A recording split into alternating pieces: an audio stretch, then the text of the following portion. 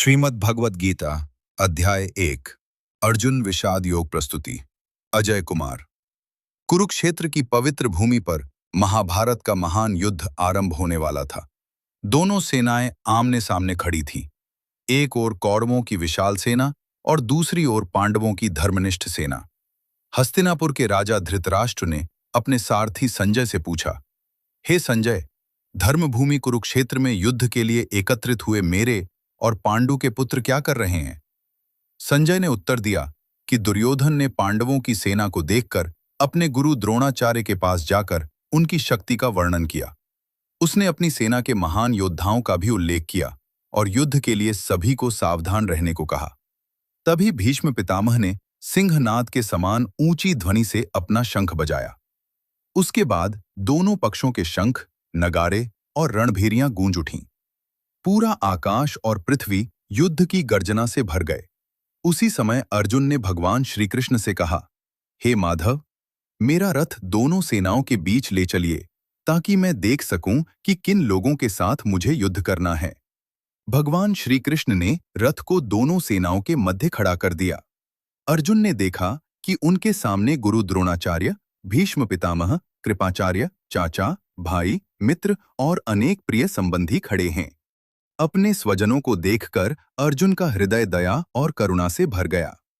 उनके हाथ कांपने लगे, शरीर शिथिल हो गया और गांडीव धनुष हाथ से ढीला पड़ने लगा। अर्जुन ने श्री कृष्ण से कहा, हे केशव, मैं अपने ही बंधु बांधवों का वध करके कोई सुख नहीं चाहता। राज्य, सुख और विजय भी मुझे व्यर्थ लग रहे हैं। उन्होंने कहा, इन प्रियजनों को मारकर हमें क्या लाभ होगा? कुल का नाश होने से धर्म नष्ट हो जाएगा और धर्म के नष्ट होने से समाज में अधर्म बढ़ेगा। अर्जुन का मन शोक और मोह से भर गया। उन्होंने युद्ध करने से इनकार कर दिया और कहा, मैं शस्त्र त्याग देता हूं। यदि कौरव मुझे निहत्थे ही मार दें तो भी वह मेरे लिए अधिक कल्याणकारी होगा। यह कहकर अर्जुन अपने रथ में बैठ गए और गहरे विषाद में डूब गए। यहीं पर भगवद गीता के प्रथम अध्याय अर्जुन विषाद योग का समापन होता है। यही विषाद आगे चलकर भगवान श्री कृष्ण के दिव्य उपदेश का कारण बनता है, जो मानव जीवन को धर्म, कर्म और मोक्ष का मार्ग दिखाता है। जय श्री कृष्ण। राधे राधे। श्रीमद् भगवद गीता अध्याय 2 सांख्य योग प्रस्तुति। अजय कुमार। कुरुक्षेत्र के युद्ध क्षेत्र में अर्जुन शोक और मोह से व्याकुल होकर अपने धनुष बाण त्याग चुके थे। उनके मन में अपने स्वजनों के प्रति करुणा थी और वे धर्म के मार्ग को लेकर भ्रमित थे। तब भगवान श्री कृष्ण मुस्कुराते हुए अर्जुन से कहते हैं, हे अर्जुन, ये दुर्बलता और मोह एक वीर योद्धा को शोभा नहीं देता। उठो और अपने कर्तव्य का पालन करो। अर्जुन अपनी शंका व्यक्त करते हुए कहते हैं, हे कृष्ण, मैं आपका शिष्य हूं। कृपया मुझे वो ज्ञान दीजिए जो मेरे लिए कल्याणकारी हो। भगवान श्री कृष्ण तब आत्मा के शाश्वत स्वरूप का ज्ञान देते हैं। वे कहते हैं कि आत्मा न कभी जन्म लेती है और न कभी मरती है। शरीर नश्वर है, लेकिन आत्मा अमर और अविनाशी है। जैसे मनुष्य पुराने वस्त्र त्याग कर नए वस्त्र धारण करता है, वैसे ही आत्मा पुराने शरीर को छोड़कर नया शरीर ग्रहण करती है। भगवान समझाते हैं कि सुख और दुख, लाभ और हानि, जीत और हार जीवन का हिस्सा है। बुद्धिमान व्यक्ति इन परिस्थितियों में समभाव बनाए रखता है। इसके बाद श्री कृष्ण कर्म योग का उपदेश देते हैं। वे कहते हैं, तुम्हारा अधिकार केवल कर्म करने में है, उसके फल पर नहीं। मनुष्य को अपने कर्तव्य का पालन निस्वार्थ भाव से करना चाहिए और फल की चिंता भगवान पर छोड़ देनी चाहिए। श्री कृष्ण बताते हैं कि जो व्यक्ति इंद्रियों को नियंत्रित कर अपने मन को स्थिर रखता है, वही सच्चा ज्ञानी है। ऐसा व्यक्ति सुख दुख में समान रहता है और कभी विचलित नहीं होता। वे स्थिर बुद्धि वाले व्यक्ति के लक्षण बताते हुए कहते हैं कि जो सभी इच्छाओं का त्याग कर आत्मा में संतुष्ट रहता है, वही स्थितप्रज्ञ कहलाता है। जो व्यक्ति क्रोध, लोभ, मोह और अहंकार से मुक्त होकर भगवान में अपना मन लगाता है, वह शांति और आनंद प्राप्त करता है। अध्याय के अंत में भगवान श्री कृष्ण अर्जुन को ज्ञान, कर्म और आत्म संयम का महत्व समझाते हैं और उन्हें धर्म के मार्ग पर चलने की प्रेरणा देते हैं। यहीं पर भगवद गीता के द्वितीय अध्याय सांख्य योग का समापन होता है। यह अध्याय आत्मा की अमरता, कर्मयोग और स्थित प्रज्ञता का दिव्य संदेश देता है। जय श्री कृष्ण। राधे राधे। भगवत गीता के द्वितीय अध्याय सांख्य योग में भगवान श्री कृष्ण अर्जुन को आत्मा की अमरता, कर्मयोग और स्थित प्रज्ञता का दिव्य ज्ञान प्रदान करते हैं। यह अध्याय जीवन के हर संघर्ष में मार्गदर्शन देता है। श्रीमद् भगवत गीता अध्याय 3 कर्मयोग प्रस्तुति। अजय कुमार। कुरुक्षेत्र के युद्ध क्षेत्र में भगवान श्री कृष्ण से ज्ञान प्राप्त करने के बाद भी अर्जुन के मन में एक प्रश्न शेष था। उन्होंने पूछा, हे कृष्ण, यदि ज्ञान कर्म से श्रेष्ठ है तो आप मुझे इस भयंकर युद्ध के लिए क्यों प्रेरित कर रहे हैं?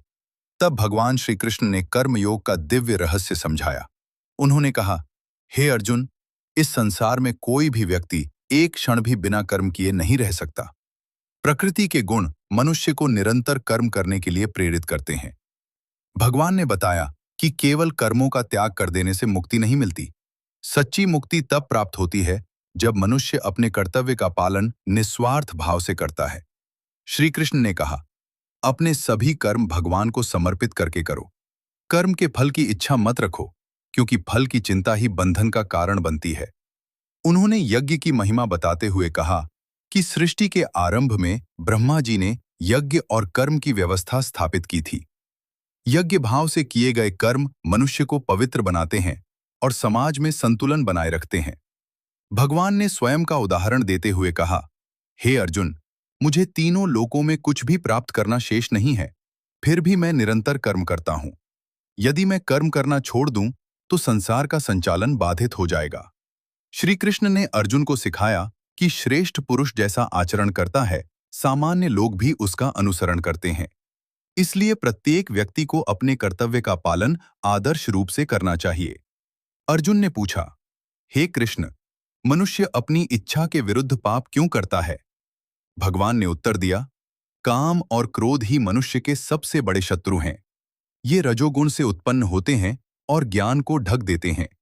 उन्होंने समझाया कि जैसे धुआं अग्नि को ढक लेता है, वैसे ही कामना मनुष्य के विवेक को ढक देती है। इसलिए इंद्रियों, मन और बुद्धि को नियंत्रित करके काम और क्रोध पर विजय प्राप्त करनी चाहिए। भगवान श्री कृष्ण ने कहा, जो व्यक्ति अपने स्वधर्म का पालन करता है वह श्रेष्ठ है। दूसरे के धर्म का पालन भली भांति करने से भी अपना धर्म अपूर्ण रूप में करना अधिक कल्याणकारी है। इस प्रकार श्री कृष्ण ने अर्जुन को कर्म योग का उपदेश दिया और समझाया कि निष्काम भाव से किया गया कर्म ही मोक्ष का मार्ग बनता है। यहीं पर भगवत गीता के तृतीय अध्याय कर्म योग का समापन होता है। भगवत गीता के तृतीय अध्याय कर्म योग में भगवान श्री कृष्ण निष्काम कर्म, कर्तव्य पालन और कर्म फल के त्याग का दिव्य संदेश देते हैं। यह अध्याय सिखाता है कि कर्म करते हुए भी मनुष्य मोक्ष प्राप्त कर सकता है। जय श्री कृष्ण। राधे राधे। श्रीमद् भगवत गीता अध्याय 4 ज्ञान कर्म संन्यास योग प्रस्तुति। अजय कुमार। कुरुक्षेत्र के युद्ध क्षेत्र में भगवान श्री कृष्ण अर्जुन को आगे का दिव्य ज्ञान प्रदान करते हैं। वे कहते हैं, हे अर्जुन, मैंने ये अविनाशी योग सबसे पहले सूर्यदेव विवस्वान को बताया था। सूर्यदेव ने इसे मनु को और मनु ने राजा इक्ष्वाकु को सिखाया। अर्जुन आश्चर्यचकित होकर पूछते हैं, हे कृष्ण, आपका जन्म तो अभी हुआ है, फिर आपने प्राचीन काल में सूर्यदेव को यह ज्ञान कैसे दिया? भगवान श्री कृष्ण उत्तर देते हैं, हे अर्जुन, मेरे और तुम्हारे अनेक जन्म हो चुके हैं। तुम उन्हें नहीं जानते, परंतु मैं सब जानता हूं। वे बताते हैं कि यद्यपि वे अजन्मा और अविनाशी हैं, फिर भी धर्म की रक्षा और अधर्म के विनाश के लिए समय समय पर अवतार धारण करते हैं। भगवान कहते हैं, जब जब धर्म की हानि और अधर्म की वृद्धि होती है, तब तब मैं स्वयं अवतार लेता हूं। वे सज्जनों की रक्षा, दुष्टों के विनाश और धर्म की पुनः स्थापना के लिए पृथ्वी पर प्रकट होते हैं। श्री कृष्ण समझाते हैं कि जो उनके दिव्य जन्म और कर्मों के रहस्य को जान लेता है, वह मृत्यु के बाद पुनर्जन्म को प्राप्त नहीं होता, बल्कि भगवान के धाम को प्राप्त करता है। इसके बाद भगवान कर्म, अकर्म और विकर्म का ज्ञान देते हैं। वे बताते हैं कि कर्मों की गति अत्यंत गहन है। बुद्धिमान वही है जो कर्म में अकर्म और अकर्म में कर्म को देखता है। वे कहते हैं कि जो व्यक्ति कर्मफल की आसक्ति छोड़कर केवल कर्तव्य के लिए कर्म करता है, वह कर्मों के बंधन से मुक्त हो जाता है। भगवान विभिन्न प्रकार के यज्ञों का वर्णन करते हैं और बताते हैं कि ज्ञान यज्ञ सबसे श्रेष्ठ है, क्योंकि ज्ञान मनुष्य के अज्ञान को समाप्त कर देता है। वे कहते हैं, जैसे प्रज्वलित अग्नि ईंधन को भस्म कर देती है, वैसे ही ज्ञान की अग्नि सभी कर्मों के बंधनों को नष्ट कर देती है। भगवान अर्जुन को सलाह देते हैं कि श्रद्धा, विनम्रता और सेवा भाव से गुरु के पास जाकर ज्ञान प्राप्त करें। सच्चा ज्ञान मनुष्य के सभी संदेहों को समाप्त कर देता है। अंत में श्री कृष्ण कहते हैं, हे अर्जुन, अज्ञान से उत्पन्न अपने सभी संदेहों को ज्ञान रूपी तलवार से काट डालो और अपने कर्तव्य के पालन के लिए खड़े हो जाओ। इस प्रकार भगवान श्री कृष्ण अर्जुन को ज्ञान, कर्म और भक्ति के समन्वय का दिव्य संदेश देते हैं। यहीं पर भगवद गीता के चतुर्थ अध्याय ज्ञान कर्म संन्यास योग का समापन होता है। भगवद गीता के चौथे अध्याय ज्ञान कर्म संन्यास योग में भगवान श्री कृष्ण अपने दिव्य अवतार, कर्म के रहस्य और ज्ञान की महिमा का वर्णन करते हैं। यह अध्याय सिखाता है कि सच्चा ज्ञान सभी बंधनों को समाप्त कर देता है। जय श्री कृष्ण। राधे राधे। श्रीमद् भगवद गीता अध्याय कर्म संन्यास योग। प्रस्तुति अजय कुमार। कुरुक्षेत्र के पवित्र युद्ध क्षेत्र में अर्जुन के मन में एक और प्रश्न उत्पन्न हुआ। उन्होंने भगवान श्री कृष्ण से पूछा, हे प्रभु, आप कभी कर्मों के त्याग अर्थात संन्यास की प्रशंसा करते हैं और कभी कर्मयोग की। कृपया स्पष्ट रूप से बताइए कि इनमें से श्रेष्ठ कौन है। भगवान श्री कृष्ण मुस्कुराते हुए बोले, हे अर्जुन, कर्म संन्यास और कर्मयोग दोनों ही कल्याणकारी है, लेकिन कर्मयोग अधिक सरल और श्रेष्ठ मार्ग है। उन्होंने समझाया कि सच्चा सन्यासी वह नहीं जो केवल कर्मों का त्याग कर दे, बल्कि वह है जो कर्मफल की इच्छा का त्याग कर दे। जो व्यक्ति बिना आसक्ति के अपने कर्तव्य का पालन करता है, वही वास्तविक योगी और सन्यासी है। भगवान कहते हैं, ज्ञानी पुरुष समझता है कि वास्तव में आत्मा कोई कर्म नहीं करती। देखना, सुनना, चलना, बोलना और अन्य सभी कार्य प्रकृति के गुणों द्वारा संपन्न होते हैं। जो व्यक्ति अपने सभी कर्म भगवान को समर्पित कर देता है, वह कमल के पत्ते की भांति संसार में रहते हुए भी पाप से अछूता रहता है। श्री कृष्ण बताते हैं कि ज्ञानी व्यक्ति सभी प्राणियों में समान भाव रखता है।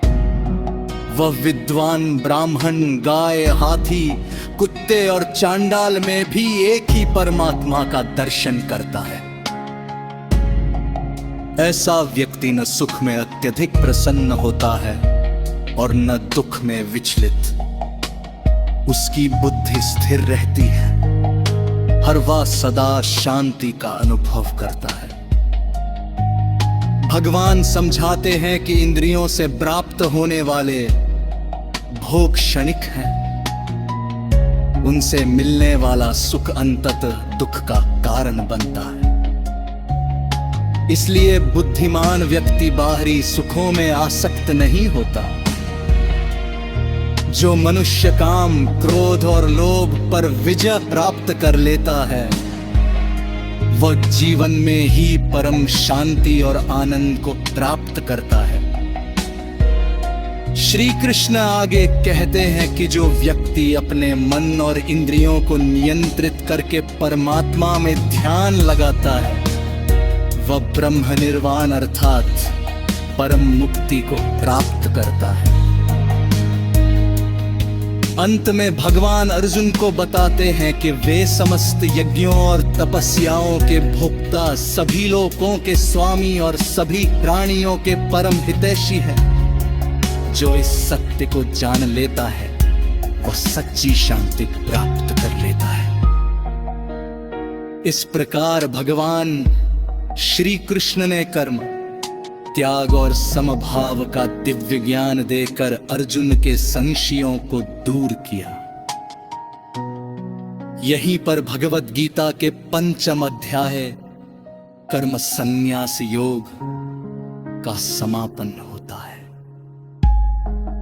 भगवत गीता के 5वें अध्याय कर्म संन्यास योग में भगवान श्री कृष्ण कर्मयोग, त्याग, समभाव और आत्मज्ञान का दिव्य संदेश देते हैं। यह अध्याय सिखाता है कि कर्म करते हुए भी मनुष्य परम शांति और मोक्ष प्राप्त कर सकता है। जय श्री कृष्ण। राधे राधे।